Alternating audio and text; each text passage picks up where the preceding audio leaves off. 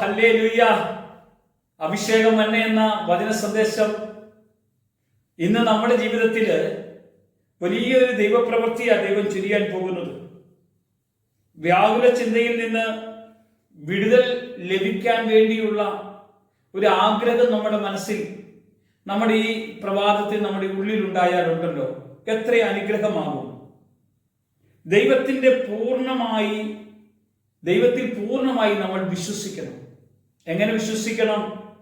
എന്തു തിന്നുമെന്നും എന്തു കുടിക്കുമെന്നും എന്തു ചെയ്യുമെന്നും ഇതെങ്ങനെ ആയിരിക്കും എന്നതിനെ കുറിച്ചൊന്നും നമ്മൾ ചിന്തിക്കേണ്ട. ഇതെല്ലാം ചെയ്തു തരാൻ കഴിയുന്ന ഒരു ദൈവം നമ്മുടെ കൂടെയുണ്ട്. നാളത്തെക്കുറിച്ച് നമ്മൾ ആകുലപ്പെടാതെ കർത്താവിനോട് കൂടെ ജീവിക്കാനുള്ള ഒരു വിശ്വാസ ജീവിതം നമ്മുടെ അകത്തുണ്ടായാൽ, എൻ്റെ രാജ്യവും എൻ്റെ നീതിയും അന്വേഷിക്കുന്നവർക്ക് ഞാൻ സകലതും കൂട്ടിച്ചേർത്ത് കൊടുക്കുമെന്നാണ് കർത്താവ് പറഞ്ഞത്. അതിൻ്റെ അർത്ഥം നിങ്ങൾ അധ്വാനിക്കേണ്ടെന്നല്ല, നിങ്ങൾ ജോലി ചെയ്യേണ്ടെന്നല്ല. കാരണം നിങ്ങൾ ആകുലപ്പെടരുത്, വ്യഗ്രത നിങ്ങളുടെ ജീവിതത്തിൽ ഉണ്ടാകേണ്ടെന്നാണ് കർത്താവ് പറഞ്ഞത്. രണ്ടാമത് പറയാണ്, മനസ്സ് കർത്താവിൽ കേന്ദ്രീകരിക്കണം. ഏറ്റവും അധികം വേഗതയിൽ സഞ്ചരിക്കുന്ന ഇന്ദ്രിയങ്ങൾ ഒന്നാണ് നമ്മുടെ മനസ്സ്. നമ്മൾ ഇവിടെ ഇരുന്നാൽ വിദേശത്തിരിക്കുന്ന മകളെക്കുറിച്ചും വിദേശത്തിരിക്കുന്ന മകനെക്കുറിച്ചും നമ്മുടെ കുടുംബത്തിലുള്ളവരെ കുറിച്ചും നമ്മുടെ സഹോദരങ്ങളെ കുറിച്ചും നമ്മളെ വേദനിപ്പിച്ചവരെ കുറിച്ചും നമ്മളെ പറ്റിച്ചവരെ കുറിച്ചും നമ്മളെ അസ്വസ്ഥപ്പെടുത്തിയവരെ കുറിച്ചൊക്കെ നമ്മുടെ അകത്ത് ചിന്തകൾ കടന്നു വരാൻ സാധ്യതയുണ്ട്. അന്നേരം അതുകൊണ്ടാണ് നിങ്ങളുടെ മനസ്സ് ദൈവത്തിൽ കേന്ദ്രീകരിക്കണമെന്ന് പറയുന്നത്. ദൈവത്തിലേക്കാണ് നിങ്ങളുടെ ഹൃദയം എവിടെയാണോ അവിടെയാണ് നിങ്ങളുടെ മനസ്സ്. നിങ്ങളുടെ മനസ്സ് എവിടെയാണോ അവിടെയാണ് നിങ്ങളുടെ ഹൃദയം. ബാങ്കിൽ നമ്മൾക്ക് ഒത്തിരി പൈസ ഡിപ്പോസിറ്റ് ചെയ്താൽ നമ്മുടെ മനസ്സുകൊണ്ട് എവിടെയായിരിക്കും? നാളെ ഈ ബാങ്ക് പൊട്ടിപ്പോകുമോ, അല്ലെങ്കിൽ ബാങ്കിൽ ഇട്ട പൈസ തിരിച്ചു കിട്ടുമോ? നമ്മുടെ മനസ്സിൽ നിക്ഷേപം എന്താണോ അതിലേക്കാണ് നമ്മുടെ ചിന്ത പോകാനിടുന്നത്. എന്നല്ല, സ്വർഗത്തിലാണ് നമ്മുടെ നിക്ഷേപമെങ്കിലോ സ്വർഗത്തിലേക്ക് നമ്മുടെ ചിന്ത കേന്ദ്രീകരിക്കാൻ ദൈവം ഇടയാക്കും. അടുത്തത്, മൂന്നാമത്, പരിശുദ്ധാത്മാവിനെ അനുസരിച്ച് ജീവിക്കുക. ജീവിക്കുന്നെങ്കിൽ എങ്ങനെ അനുസരിക്കണം? ഫിലിപ്പോസ് എന്ന മനുഷ്യൻ ദൈവത്തെ അല്ലെങ്കിൽ ദൈവാത്മാവിൽ നിറഞ്ഞ് ദൈവത്താത്മാവിൽ അനുസരിക്കപ്പെടാൻ തുടങ്ങിയപ്പോഴല്ലോ ദൈവം അവനെ കൊണ്ടുപോകുന്നത് കാണാൻ കഴിയും. പരിശുദ്ധാത്മാവിനെ നമ്മൾ അനുസരിക്കാൻ ഇടയാകണം. ഒന്ന്, പരിശുദ്ധാത്മാവിൽ നിറയണം. രണ്ട്, പരിശുദ്ധാത്മാവുമായിട്ടുള്ള ബന്ധം ഉറപ്പിക്കണം.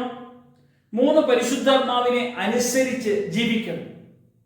ഇത് നമ്മുടെ ജീവിതത്തിൽ പൂർണ്ണമായിട്ടുണ്ടാകണം. പരിശുദ്ധാത്മാവിനെ അനുസരിക്കുന്ന മനുഷ്യനോ പരിശുദ്ധാത്മാവിൽ നിന്ന് ദാനങ്ങളും ഫലങ്ങളും അനുഭവിക്കാൻ കഴിയത്തുള്ളൂ. അനുസരിക്കാത്ത മനുഷ്യനോ, വ്യാജം കാണിക്കുന്ന മനുഷ്യന് സംഭവിക്കുന്ന അവസ്ഥ അപ്പോസ്തല പ്രവർത്തനം 5-ാം അധ്യായത്തിൽ അനനിയാസിനും സഫീറയ്ക്കും സംഭവിച്ചതുപോലെ. കാരണം ചെയ്യാമെന്ന് പറഞ്ഞത് ചെയ്യാതിരിക്കുന്ന മനുഷ്യന്റെ ജീവിതത്തിൽ ഉണ്ടാകുന്ന ഏറ്റവും വലിയ പരാജയമാണ്. ചിലരോട് കൊടുക്കാമെന്ന് പറയും, സമയത്ത് കൊടുക്കാതിരിക്കും. ഇതല്ല ആത്മാവിനെ അനുസരിച്ച് നടക്കുക, ആത്മാവിനെ അനുസരിച്ച് ജീവിക്കുക, ഒരു ആത്മീയനായി വളരുക എന്ന ദൈവം ആഗ്രഹിക്കുന്നത്. ദൈവം നല്ല സ്വാതന്ത്ര്യം തന്നല്ലേ നമ്മളെ ഈ ലോകത്തിലേക്ക് വിട്ടത്. ഈ ലോകത്തിൽ നമുക്ക് സ്വാതന്ത്ര്യം അനുഭവിക്കുമ്പോൾ നമുക്ക് ആത്മീയ സ്വാതന്ത്ര്യത്തോടു കൂടെ കർത്താവിന്റെ കൂടെ ജീവിക്കണം. അടുത്തത്, സർവഭാരവും യഹോവയുടെ മേൽ വെച്ചുകൊള്ളണം. 1 പത്രോസ് ലേഖനം 5-ാം അധ്യായത്തിൽ 7-ാം വചനമാണ് അത് പറഞ്ഞത്.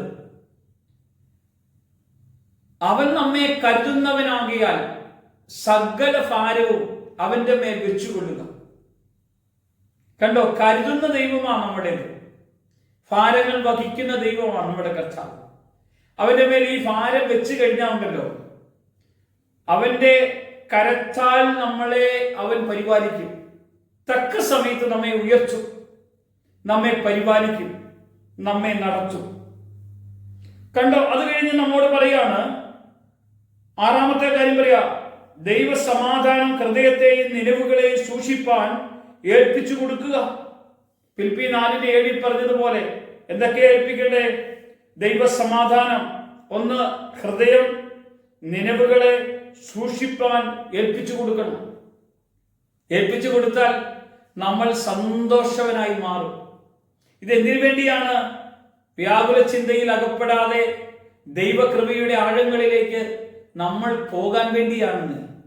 നമ്മുടെ ചിന്താമണ്ഡലങ്ങളും നമ്മുടെ ആലോചനകളൊക്കെ കർത്താവിന് ഇഷ്ടമുള്ളതായി മാറണം. ദൈവത്തിലുള്ള പ്രത്യാശ നമ്മൾ എന്ത് ചെയ്യണം? മുറുക്കെ പിടിക്കണം. മുറുക്കെ പിടിച്ചങ്ങ് കടന്നുപോയ ദൈവം നമ്മെ കാത്തോളുന്നേ. നമുക്കൊന്ന് പ്രാർത്ഥിക്കാം. കർത്താവേ, ഞങ്ങളുടെ ജീവിതം നിന്റെ കരങ്ങളിൽ ഏൽപ്പിച്ചാ പ്രാർത്ഥിക്കുന്നത്. ഈ വചനം ഞങ്ങളുടെ അകത്ത് ആത്മസ്വാധീനവും ആത്മശക്തിയും ആത്മകൃപയും വെളിപ്പെടണം.